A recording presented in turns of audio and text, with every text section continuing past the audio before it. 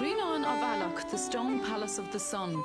This huge stone fort was built about 1700 BC and was the royal residence of the O'Neills, kings of Aileach for centuries.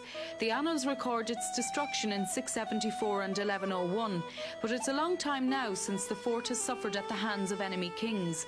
Now Grianán of Aileach is at the mercy of time and the elements. It had been restored in 1870, but part of it collapsed about 20 years ago, and then during the Christmas period just gone, the same thing happened again. But since the beginning of January, despite very rough weather conditions, the Office of Public Works has had a team working on the reconstruction of the fort following an archaeologist's examination of the breach.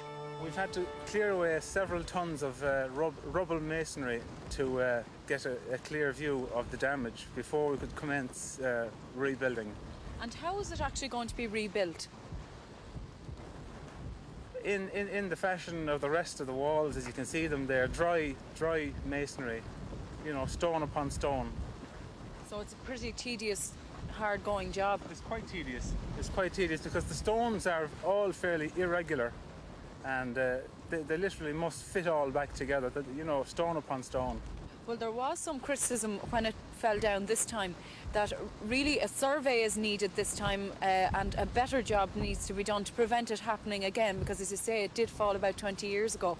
Is that correct? Do you need a survey?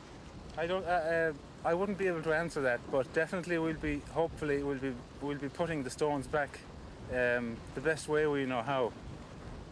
And do you reckon it'll last longer this time than it did the last time? I think it will.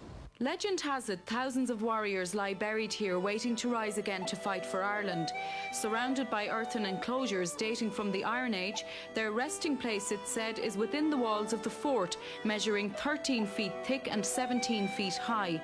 And the Office of Public Works hopes to have the breach in one side repaired and the fort reopened to the public by mid-March.